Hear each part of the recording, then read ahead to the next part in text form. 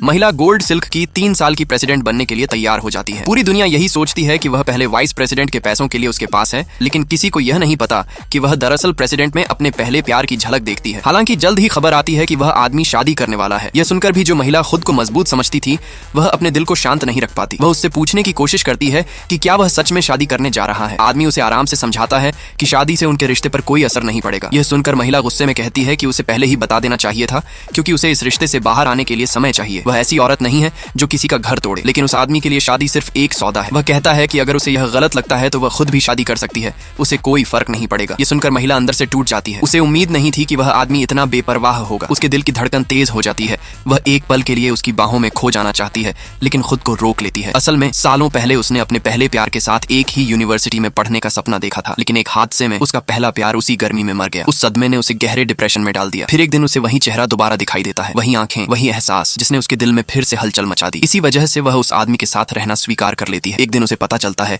कि उसके पहले प्यार की एक पेंटिंग नीलाम होने वाली है। वह ठान लेती है कि वह किसी भी हाल में उस पेंटिंग को खरीदेगी, लेकिन वहीं पर वह आदमी भी आता है, क्योंकि नीलामी करने वाली उसकी होने वाली पत्नी होती है। जब महिला उस लड़की को देखती है जो सुंदर और प्रभावशाली है, तो उसके दिल में एक अजीब सी चुभन होती है। जैसे ही उसके पहले प्यार की आखिरी पेंटिंग सामने आती है, वह पूरी तरह ध्यान लगाकर बोली लगाना शुरू करती है। उसे लगता है कि इतनी कम कीमत वाली इस पेंटिंग में कोई दिलचस्पी नहीं लेगा, लेकिन उसकी कजिन जलन में आकर लगातार बोली बढ़ाती रहती है। कीमत बढ़ते बढ़ते इतनी हो जाती है कि महिला कमजोर पड़ने लगती है, लेकिन वह हार नहीं मानती और अपने पालक परिवार के बड़े भाई से मदद लेकर बोली और बढ़ा देती है। तभी वह आदमी अचानक बीच में आता है और सीधे बहुत बड़ी रकम लगाकर पेंटिंग खरीद लेता है, लेकिन सबको चौंकाते हुए वह पेंटिंग अपनी मंगेतर को तोहफे में दे देता है। महिला टूट जाती है। फिर भी वह कजिन से पेंटिंग वापस खरीदने की कोशिश करती है, लेकिन कजिन उसे अपमानित करने के लिए शर्त रखती है कि अगर वह सामने रखी सारी शराब पी ले तभी वह बात करेगी।